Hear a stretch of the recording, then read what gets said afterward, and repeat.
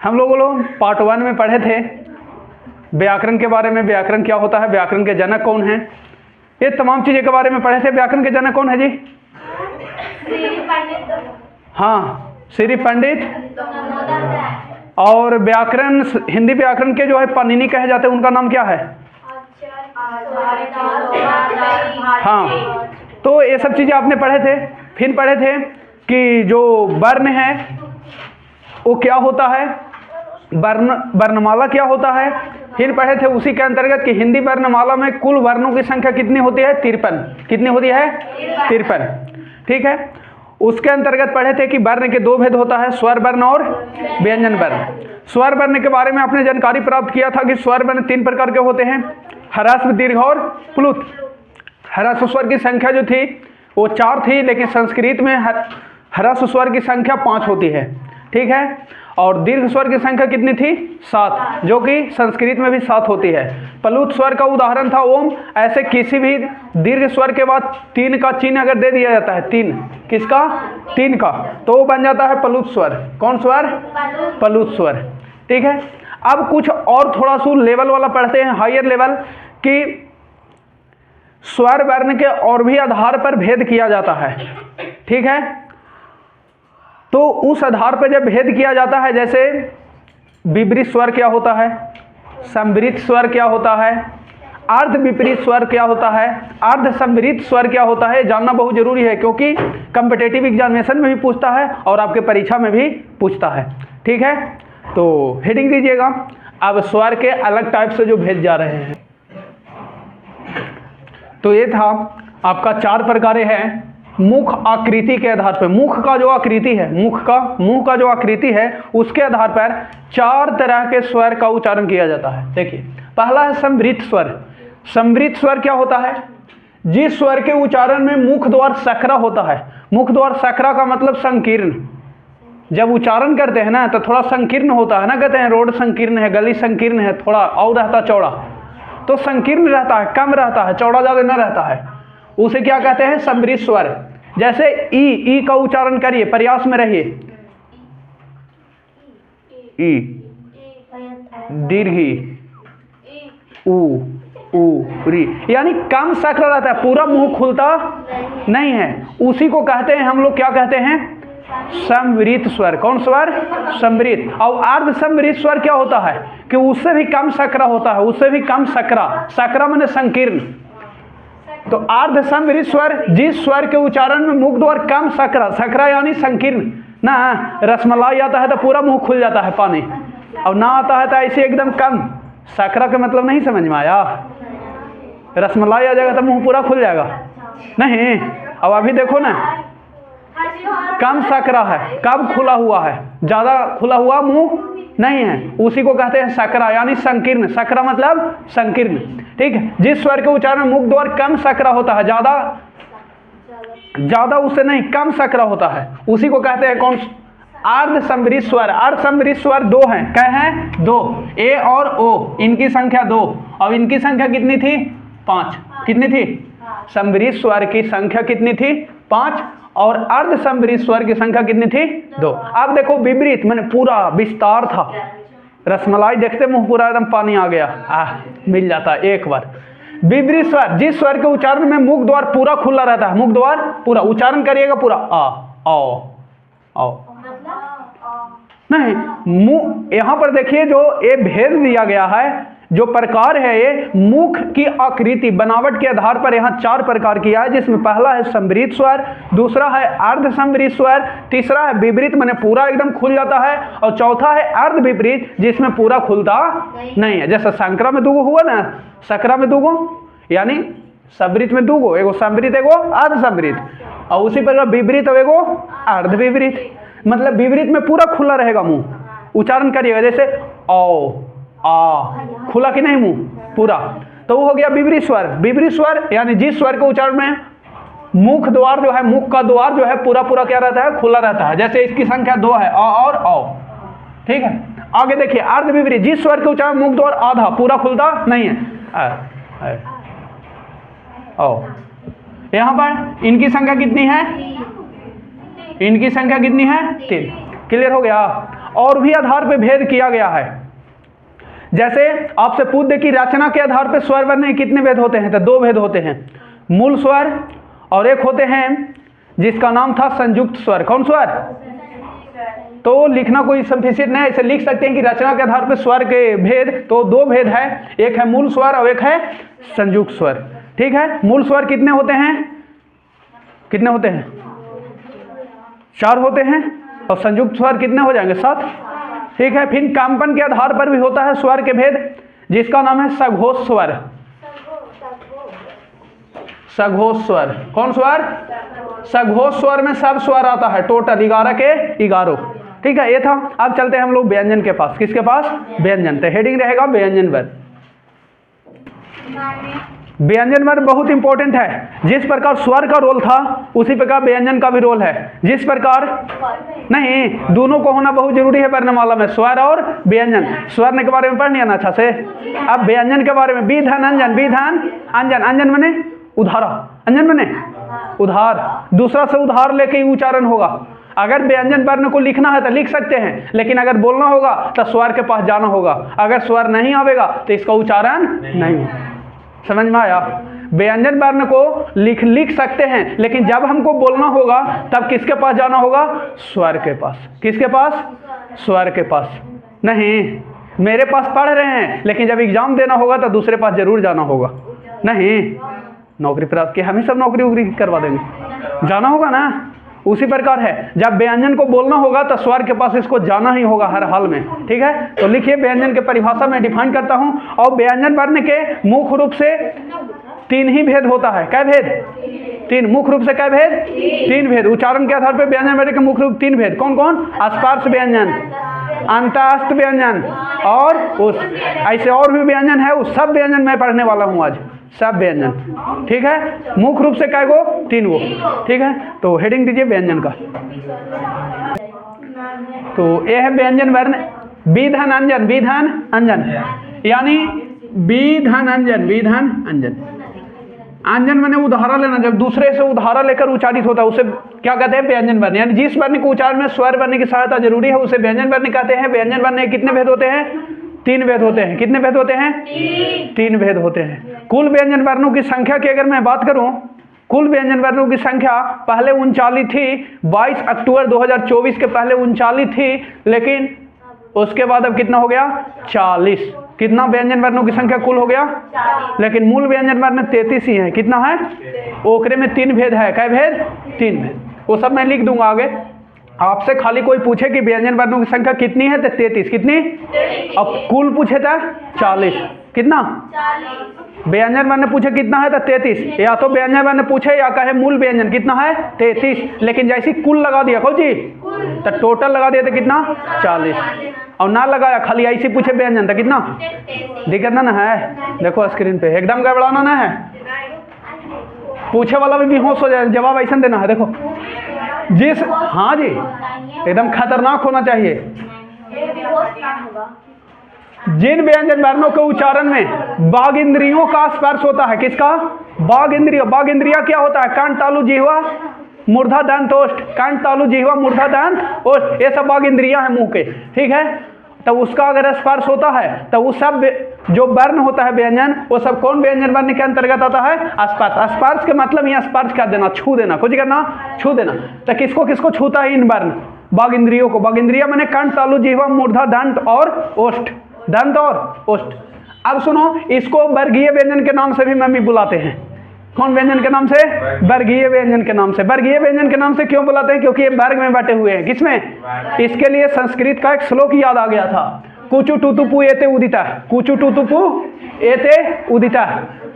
अच्छा, संस्कृत के साथ कहे जोड़ दिए? इसलिए जोड़ दिए कि जो हिंदी के व्याकरण है वो लगभग 1000 ईस्वी के आसपास शुरू हुआ है। बहुत दिन भटकते भटकते सब संस्कृत से उत्पन्न हुआ है। किससे?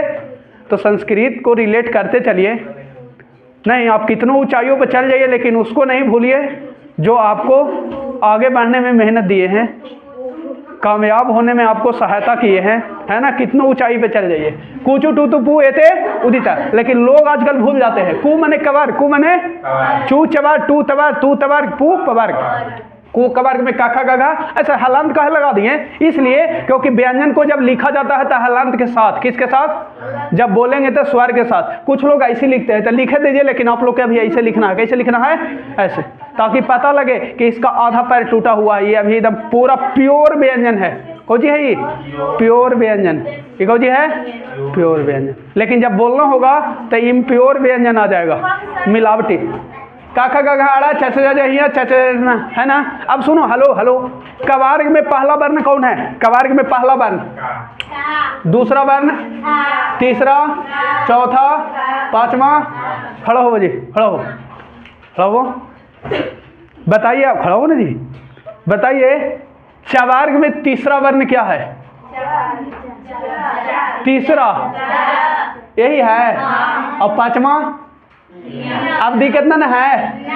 अब जब मैं संधि पढ़ाऊंगा तो वहां पर इस्तेमाल करूंगा कि तवार के चौथा वर्ण, तवार के तो चौथा वर्ण को जी है। अब कोई दिक्कत ना कोई आवे हिंदी के क्लास में पूछे कि वर्ग की संख्या कितना है, तो भुलाना ना है यार, वर्ग याद आ जाएगा ना, मैथ होगा ना, नहीं याद आवेगा। वर्ग कै गो होता है? 5 गो। कै गो? जिसको वर्गीय व्यंजन कहते हैं। एक वर्ग में कै वर्ण? एगो वर्ग में कै गो वर्ण? तब 5 गो वर्ग है, 25। तब पूछ देगा कि पवर्ग में चौथा वर्ण, पवर्ग में चौथा वर्ण को जी है, 5वां वर्ण। अब ऐसे पूछेगा ऑब्जेक्टिव ही तो छोड़ना ना है। बैठिए, बहुत अच्छा। अब सुनो, ये टोटल संख्या कितना है? 25। कितना? 5 गुने 5। वर्गीय व्यंजन या स्पर्श व्यंजन वर्णों की संख्या कितनी है? 25। अब सुनिए, इसमें जो लास्ट वाला वर्ण सब में देख रहे हैं, ये ऐसा वर्ण है जिसको में पूरा वायु ना निकलता है मुंह से, नाक से निकलता है। केकरा से? नाक से। तो कुछ व्याकरण शास्त्री कहे कि इसको एक और नाम दे दीजिए स्पेशल। इसको उच्चारण करते हैं तो मुंह से ज्यादा ही ना बोला जाता है। केकरा से उच्चारण कर होता है? नाक से। तो नाक से होने के कारण इसको नासिक के वर्ण कहते हैं। कौन वर्ण कहते हैं? एक और मार्कर जी, नासिक वर्ण कहते हैं। कौन वर्ण? ये नासिक वर्ण है। कौन वर्ण है? नासिक। तो नासिक वर्ण की संख्या कितना है? 5। आड़ा हो जी है, यहाँ हो जी, यहाँ ना ना मा। अच्छा, आपसे ना दूगो, एगो टवार्ग ना है, एगो तवार्ग ना, एगो टवार्ग और एगो तवार्ग। देखो ई ना, कौन ना? टवार्ग ना तवार्ग ना। क्लियर? अब सुनो, तो लिख दिया नासिक वर्ण जिसका नाक से उच्चारण होता है ज्यादा। कहां से निकलता है? नाक से। आगे सुनो, अब है दूसरा प्रकार व्यंजन वर्ण का अंतःस्थ व्यंजन। जिस व्यंजन वर्णों को उच्चारण करने के लिए वायु को थोड़ा रोक कर रख, कम शक्ति के साथ छोड़ा जाता है। अंदर रोकते हैं वो कम शक्ति से, अंदर से तो बड़ी भयानक आता है ना।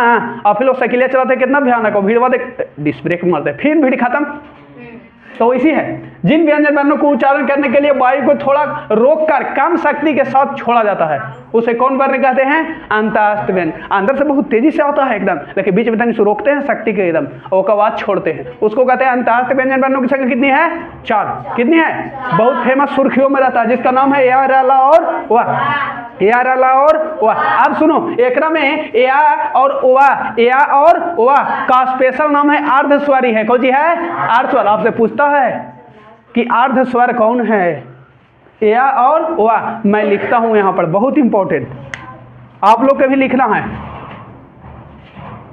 या और वाह, या और ए, इसका नाम है अर्धस्वर। कौन जी नाम है? कोई दिक्कत? अब सुनो, रा को कहते हैं, रा को, रा का जो नाम है, इसका नाम है लुंठित, लुंठित या पराकंपित, पराकंपित व्यंजन। कौन व्यंजन? सवाल पूछा था बीएड वाला में, सीटेटवा में, कि लुंठित व्यंजन निम्नलिखित में कौन है पराकंपित व्यंजन? हम लुंठा के एकदम जिह्वा से ऐसे चटकोर नहीं है, रा बोलिए ना, लपटाता है पूरा एकदम, ऐंठता है जोर नियन, उसका नाम है लुंठित या पराकंपित व्यंजन। कौन व्यंजन? अब सुनो, ला को कहते हैं पार्श्विक व्यंजन। कौन व्यंजन?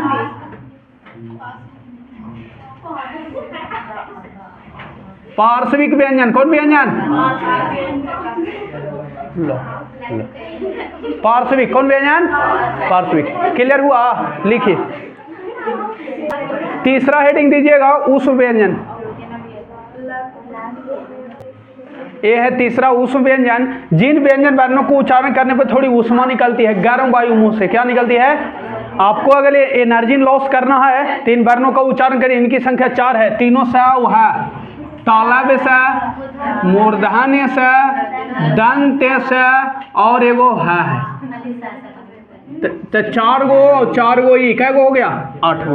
और 25 गो ने आ गया 33 गो। आता नोट में लिख लीजिए।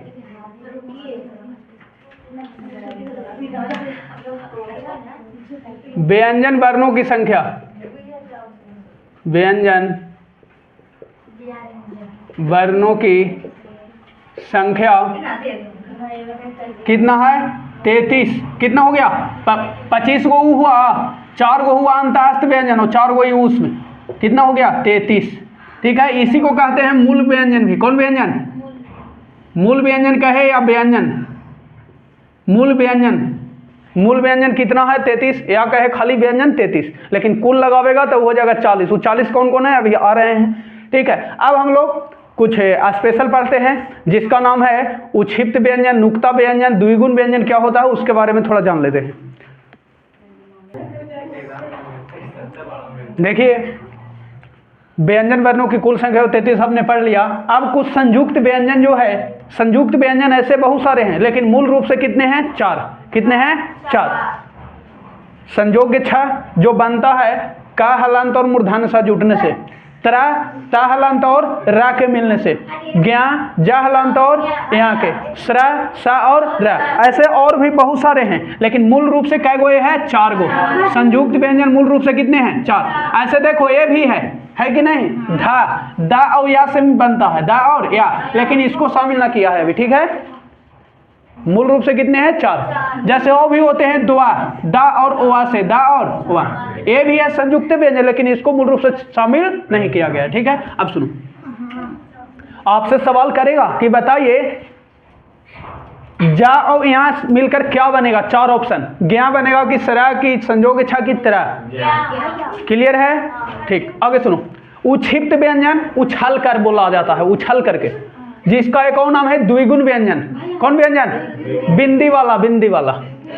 नुक्ता व्यंजन नीचे बिंदी देने से बनता है। जी बिंदी नहीं, देखो यही है नुक्ता वाला व्यंजन। ऐसे और भी होते हैं, लेकिन मुख्य रूप से 2 ही को शामिल किया गया हिंदी में। क्या गो? 2 गो। उक्षिप्त व्यंजन, नुक्ता व्यंजन या द्विगुण व्यंजन, ये 2 है। इनकी संख्या कितनी है? 2। ठीक है, क्लियर? आगे सुनो। अयोगवाह क्या होता है? सबसे इंपॉर्टेंट, अयोगवाह वर्ण। योग माने जोड़, आयोग माने जो ना जुटेगा, लेकिन वाह माने वाहन करेगा, साथे साथे चलेगा। देखो, योग माने जुड़ना, योग माने आ माने ना जुड़ना, आयोग जो जुटेगा नहीं, सटेगा, लेकिन वाह माने वहन करेगा, साथे साथे चलेगा, बहेगा। अगर ये ना बहा ना तो एक बिना काम नहीं होगा। उसी को कहते हैं अयोगवाह। अयोगवाह वर्ण ना तो स्वर में गिनती है, ना ही व्यंजन। जैसे मैथ में 0 ना तो प्लस है, नहीं न्यूट्रल, लेकिन एक बिना कम होगा। वैसे ही अयोगवाह को हिंदी व्याकरण, संस्कृत, कोई व्याकरण हो, इनके बिना काम नहीं होगा। इसलिए लिखा है कि ना तो स्वर है और ना ही व्यंजन, लेकिन इनका प्रयोग स्वरों के साथ होता है, उसे अयोगवाह कहते हैं। अयोगवाह 2 प्रकार के हो सकता है क्या? अनुस्वार और विसर्ग। अनुस्वार ऊपर अनुस्वार रहेगा, जैसे एग्जांपल समझिए। अनुस्वार जैसे रहेगा चंचल, कहो जी, जैसे छंद होता है ना, पढ़े ना छंद, उसी प्रकार ला सकता है अलंकार। क्या? अलंकार। इनके बिना देखो सट के लिखाया है, साथ साथ चल रहा है कि योग मैंने जुड़ना, आयोग मैंने जो जुटेगा ना, सटा है एकरा में का बिंदी ना सटा, लेकिन वाह मैंने बहन कर रहा, साथ साथ चल रहा है कि ना, इसके बिना कम होगा का? हटा दो बिंदी, शुद्ध हो गया। कहाँ हो जाएगा? हटा के बोल दो, नहीं ना होगा। अनुस्वार समझ में आ गया। अब चलो विसर्ग, कहो जी विसर्ग, या हाकार जैसी, हा के उच्चारण से बोला जाता है, हा। जैसे देखो, जैसे एग्जाम्पल समझो, एग्जाम्पल जैसे प्रातः, कहो जी प्रातः शुद्ध ऐसी लिखाता है, ऐसे ही। कोई ऐसे अगर लिख लिया तो कहो जी है गलती है, कहो जी है। जैसे पुनः, कहो जी पुनः ऐसी लिखाता है। स्वतः, एक भी ना अर्थ होगा, हकार जैसा ना रहा है कि नहीं? क्लियर हो गया? इसी प्रकार और भी रहता है दुख कौन जी नहीं क्लियर। इनकी संख्या अयोगवाह की कुल संख्या कितनी है? 2। कितनी है? 2। अयोगवाह की कुल संख्या कितना? एगो ये हो गया। इनकी कुल संख्या कितनी है? 2। अब सुनो, एक विशिष्ट व्यंजन को शामिल किया गया है जिसका ये है ये ला नियन उच्चारण होता है। किसके नियन? ला। लेकिन ये लिखा गया था अर्थ अलग होता है। अर्थ को जो होता है अलग। सुनो अर्थ, जैसे एग्जांपल समझो, ये वो होता है गाल, इसको गाल पढ़ते हैं, कौन पढ़ते हैं? और इसको भी गाले पढ़ते हैं,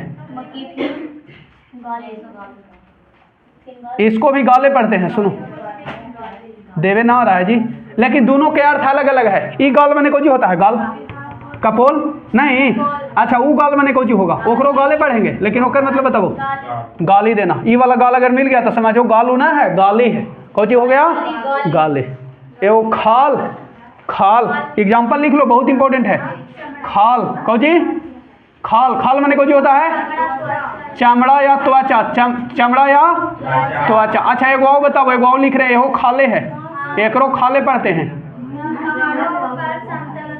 हाँ पहाड़ों पर, पहाड़ों पर।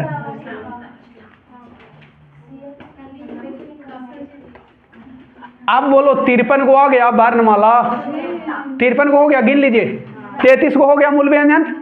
अब सुनो 4 को संयुक्त, 2 को हो गया कौन वाला उक्षिप्त, तो कितना हो गया? 6 को। और 2 को हो गया कौन सी? एगो वाह, तो कै हो गया जी? 2 को हुआ ना एगो वाह, अनुस्वार और विसर्ग। 2 को कै हो गया?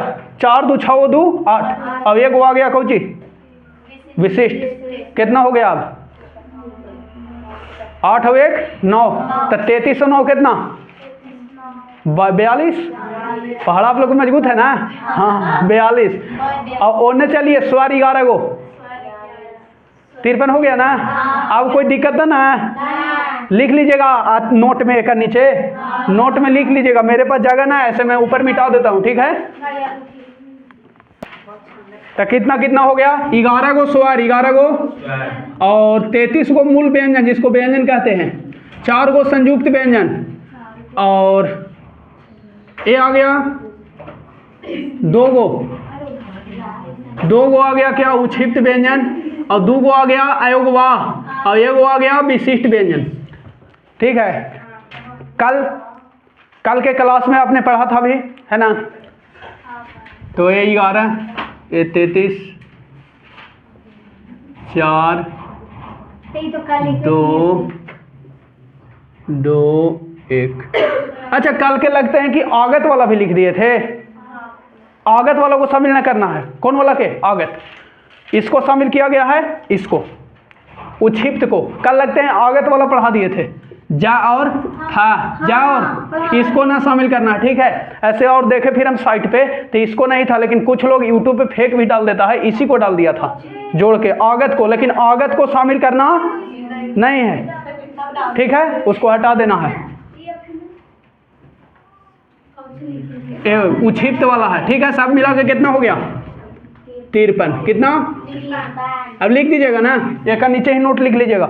आज के लिए इतना ही। अगले पार्ट में हम लोग पढ़ेंगे संयुक्त व्यंजन के बाद गुच्छ व्यंजन क्या होता है, और भी व्यंजन के जो प्रकार है वो देखेंगे। फिर जितने भी आपने वर्ण पढ़ा सबका उच्चारण मुंह के कहाँ से किया जाता है, बहुत इंपॉर्टेंट। पूछता है कि का के उच्चारण सन कहाँ से होता है, खा के कहाँ से होता है, या के कहाँ से होता है, वो जानेंगे। उसके बाद हम लोग फिर शुरू कर लेंगे अपना संधि। कौन सी शुरू करेंगे? संधि। आज के लिए इतना ही। आप हमारे चैनल पर अगर नए हैं, आप लोग ऐसे हमें बहुत सपोर्ट किए हैं कि हमारा चैनल 180 प्लस हो गया है, और इसी तरह से दोस्तों में जरूर मोबाइल होगा तो सब्सक्राइब करिए। और घंटिया जो होता है ना, ये जो घंटिया होता है इसको जरूर दबाइए। वो कहा, वो दबाने से होता है कि तुरंत नोटिस चलावेगा, है ना? बहुत सारे लोग दबाते नहीं है, दबा दीजिएगा।